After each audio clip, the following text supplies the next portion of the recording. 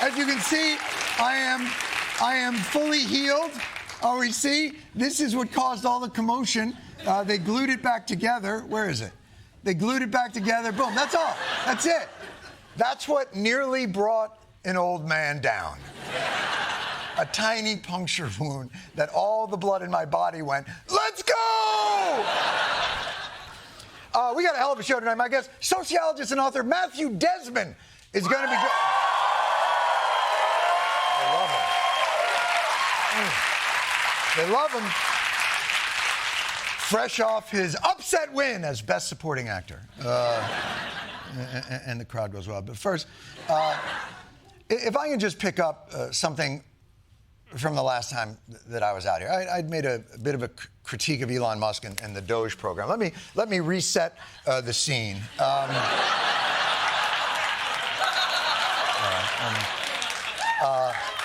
I am not allowed to have big boy mugs anymore. There was an actual meeting of the safety department of Paramount and Viacom that was like, no more ceramic for Mr. Stewart. So they wanted to baby-proof so this is... Anyway, we had some critiques about Doge after the show. Governor Musk tweeted, or X'd, I guess, that he would like to come on here and talk to me as long as the show airs unedited. So I thought about it, and after a prayerful week with my family, well, a family,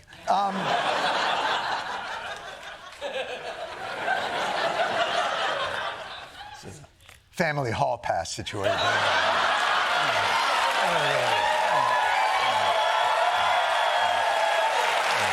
You don't want to know.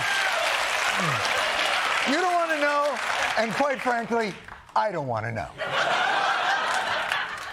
But after thinking about his offer, I thought, hey, that's actually how the in-studio interviews normally air. Is unedited, so sure. We'd be delighted. As a matter of fact, let me sweeten or unsweeten the pot. The interview can be 15 minutes, it can be an hour, it can be 2 hours, whatever. I'll be honest, I don't think this network makes any other programming. So we can do whatever the we want as long as we wrap before the new season of South Park, which comes out like May or June of 2026. So I am game. I think it'll be a very interesting conversation. But then I checked X again, and I saw another tweet from Elon because you can't not. And he then said, after saying I'd like to come on, Jon Stewart cannot be trusted, and that I am a propagandist, and you give me too little credit. And that I am not bipartisan. Again, the guy who custom-made his own dark MAGA hat that he wears to opine in the Oval Office with the president who he spent $270 million to elect, thinks I'm just too partisan. I'm really not sure what he thinks bipartisan means, but it's generally not, I support Donald Trump and also Germany's AfD party. That's not bipartisan, that's just the same shit. So I guess what I would say is this. Look, Elon, I do have some criticisms about Doge. I support, in general, the idea of efficiency and delivering better services to the American public in cheaper and more efficient ways. And if you want to come on and talk about it on the show, great. If you don't want to, sure. But can we just drop the pretense that you won't do it because I don't measure up to the standards of neutral discourse that you demand and display at all times? Because quite frankly, that's bullshit. You know it, I know it. Bullshit. Well, let's get to the big story. Americans are still trying to process the global realignment that has occurred following the disastrous Oval Office meeting between the president, J.D. Vance, and Volodymyr Zelenskyy. What happened, they say? Are we still America, they say? Whose side are we on, they say? It's complicated. The best way that I can explain what happened and show Americans how to process this new reality was with another shocking turn of events from this weekend. On Saturday night at the Elimination Chamber, the WWE shocked the world as John Cena turned heel, joined The Rock, and attacked Cody Rhodes. Now, if that does not immediately explain to you our current geopolitical climate, you must have grown out of watching wrestling through the normal course of aging. I, on the other hand, understand this in my bones. This explains it, folks. All of your shock, all of your disappointment, all of your anger, it's in there. It's in the squared circle. You see, Saturday night, oh, we're doing this. Saturday night, John Cena, the good guy of professional wrestling, Mr. Hustle, the champ, the man who stood for everything, truth, justice, the guy who literally holds the record for the most Make-A-Wish Foundation meetings of all time. People would get cancer just to meet John Cena. Last weekend, Cena flipped the script and went from being a face, a good guy, to a heel, a bad guy. Now, if you don't follow professional wrestling, and I'm guessing if you watch this show, you do not.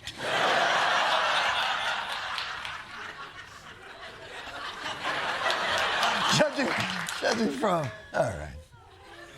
But let me continue to bore you with this metaphor. So here's what happened. The current WWE champion is one Cody Rhodes.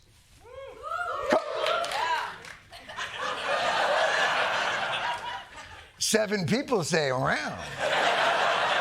Cody Rhodes is the people's champ. Unquestioned bravery. He stands in for Zelenskyy in this metaphor. A couple of weeks ago, The Rock, the now evil owner of the WWE, Putin in our story, made Cody Rhodes an offer.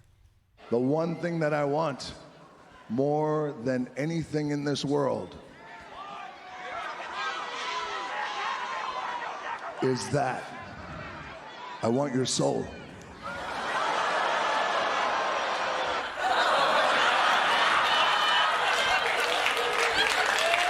Putin, he wants Zelensky's soul. But sir, I am smaller and weaker than you. It will take incredible bravery for me to protect my soul and the soul of my people. But luckily, I am not protecting my soul alone.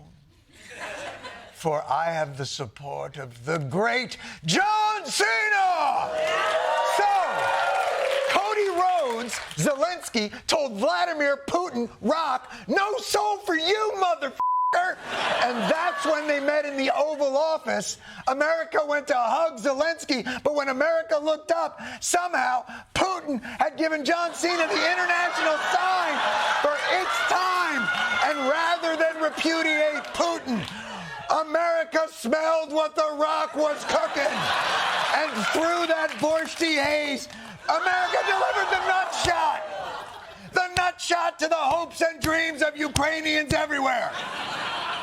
And then, for no reason, America jumped on Zelenskyy and started punching him in the face as many times as he could. Too simplistic? No? This is it! Am I being too simplistic, assigning to the delicate art of realpolitik a scripted outcome?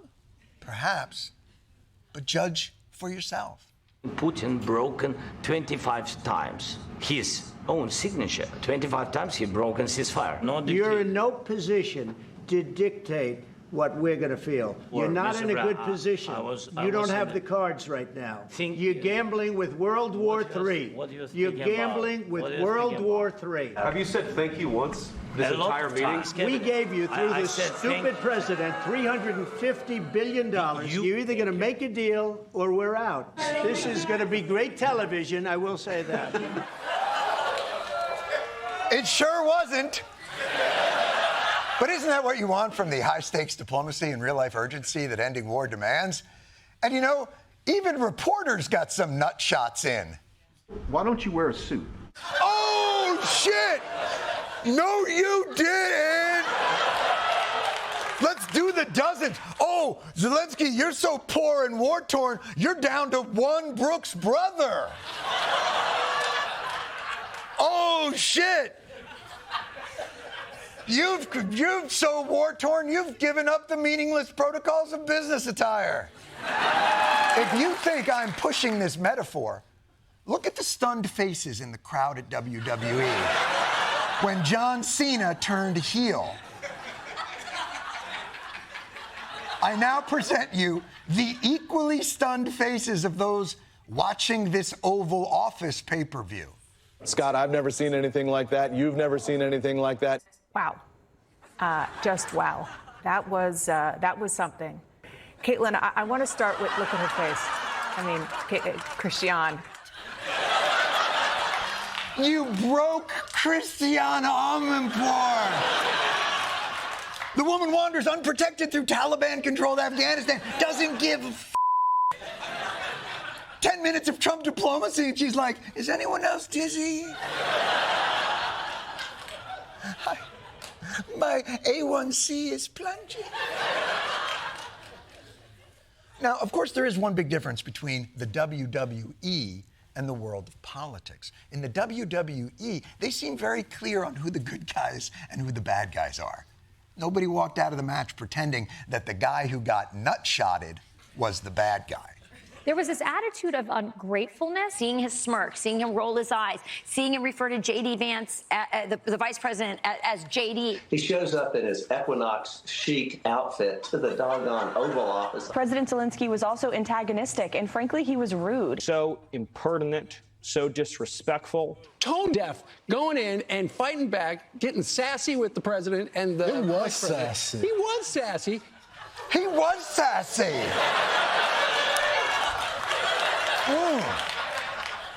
He was a real scallywag. You know what I would say if I was there in the Oval Office with him? I'd say, you better watch your tone, mister. I think it was Churchill who, during World War II, was roundly criticized for being a bit lippy. Excuse me, mister, we'll decide where you're going to fight them, whether it's on the beaches or not or whatever. Poor guy, Zelenskyy. His nation was invaded. He's against all odds held off a much bigger army for 3 years. And we're like, would it kill you to smile a little more? Dress a little nicer, your beautiful country, nobody would know. Show off what you got, you know what I'm talking about? Maybe some of those rare metals I've been hearing some about. But of course, if you criticize Trump's very clear hostility to Zelenskyy, and very clear appreciation of Putin as being suspicious or a repudiation of American values as they've been outlined since World War II, Trump's people quickly set up straw men north of Richmond. If there are no negotiations, what is the alternative? Another 4 years of war? We're not saying there should be no negotiations. We're just surprised at the side you seem to be negotiating for. President Trump recognizes the urgent need to end this war after 3 long, bloody years. President Zelenskyy has different aims in mind. Yeah, bullshit. I'm pretty sure everybody wants to end all. Hitler wanted to end the war, just not the way it ended. You're pretending that we have no other options. Our hearts all break for the suffering and loss and death. But you know what will be even worse? World War III.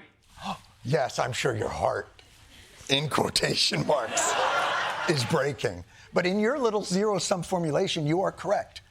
Total capitulation by Ukraine, loss of all their mineral wealth, and no security guarantees is still better than World War III.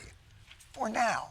But you know, everything sounds better if the only other option you're presenting us is World War III. You can listen to the Amelia Perez composer freestyle another verse at the Oscars or World War III. Eventually, you will agree to hear another verse by a hair. These guys are so up Trump's ass, they can't even admit that this meeting was Russia's wet dream. The world is now watching how Trump behaves and acts when he's pressed. I thought he stood up for America, that we're a good people, we want to help you, but we're going to be respected. So I think Moscow is probably more afraid of Trump than ever.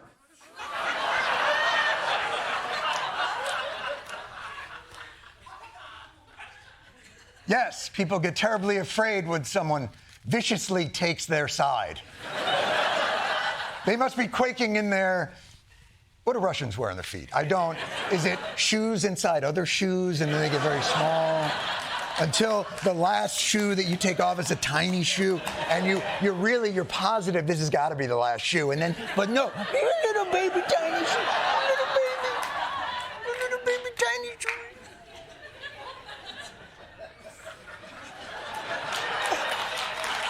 No, you don't.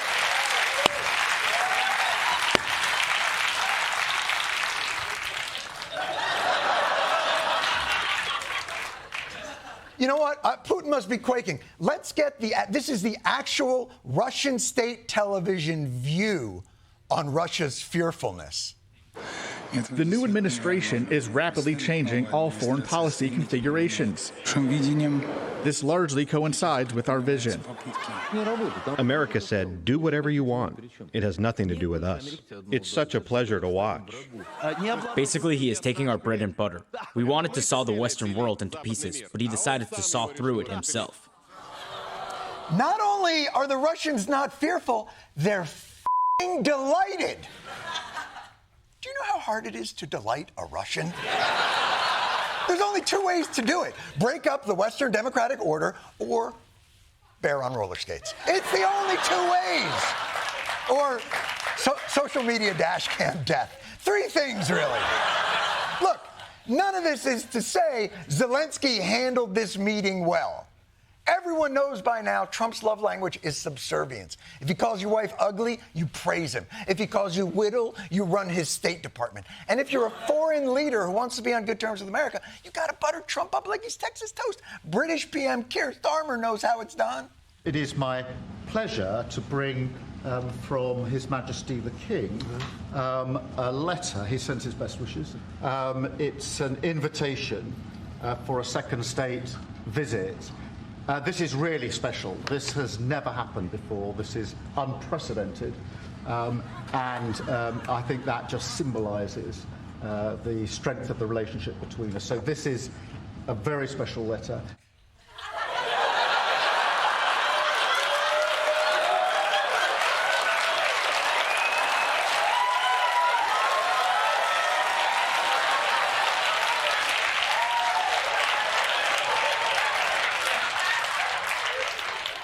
That's how you do it, Zelenskyy. It's a letter from the king. It's got a wax seal on it. It was brought here by Harry Potter's owl. Ooh, ooh, what a delight. Ooh, the king is throwing you a ball. You'll be the belle of the ball, and then I'll sweep your chimney. Ooh.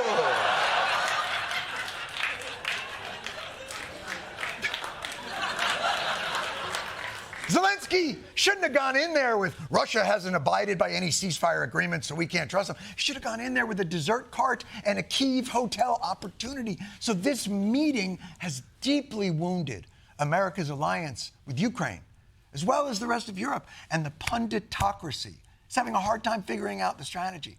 I worry that the president is actually not interested in a deal about Ukraine, but I don't understand it. The question now, Jim, is what happens in Europe? How does this make America great again? It just does not make any sense. You poor, dumb bastards.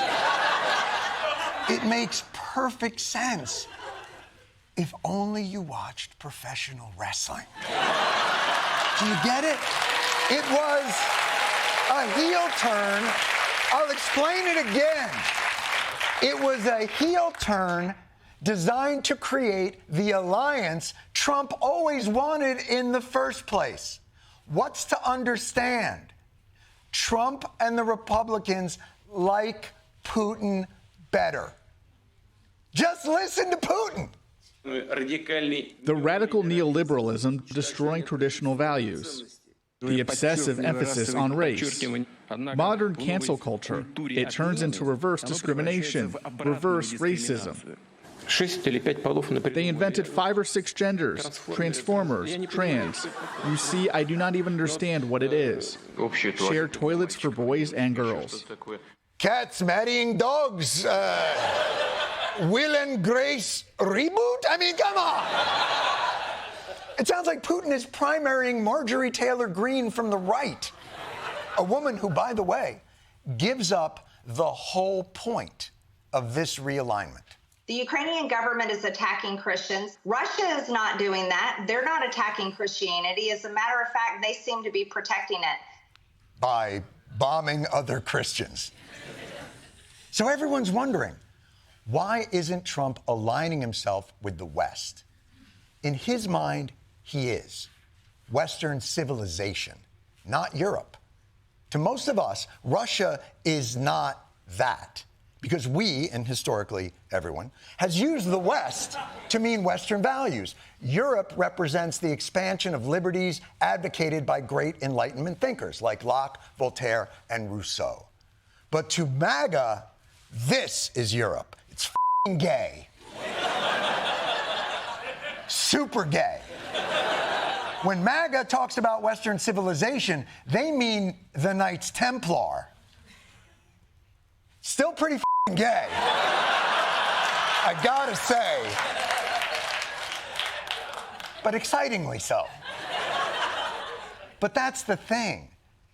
It's not democracy versus dictatorship or capitalism versus communism anymore. It's woke versus unwoke. And Russia is not woke. They're very tired. They're comatose. It wasn't decided in a particularly volatile meeting on Friday. You got to give credit where credit is due to MAGA architect Steve Bannon. They've been working on taking out the EU for a while now. It's a global revolt. It's a zeitgeist. We're on the right side of history. The beating heart of the globalist project is in Brussels. If I drive the stake through the vampire, the whole thing will start to dissipate. We'll call it the movement or the cause or something like that. And that's literally when we take over the EU. Holy shit. What a concise, centrally planned social engineering scheme. But here we are, the end result of a scripted arc that culminates in America betraying its old alliance for the lure of a strongman partnership that carves up the world's rich bounties and places classic democratic values behind transactional convenience. So say it with me, conspiracy theorists.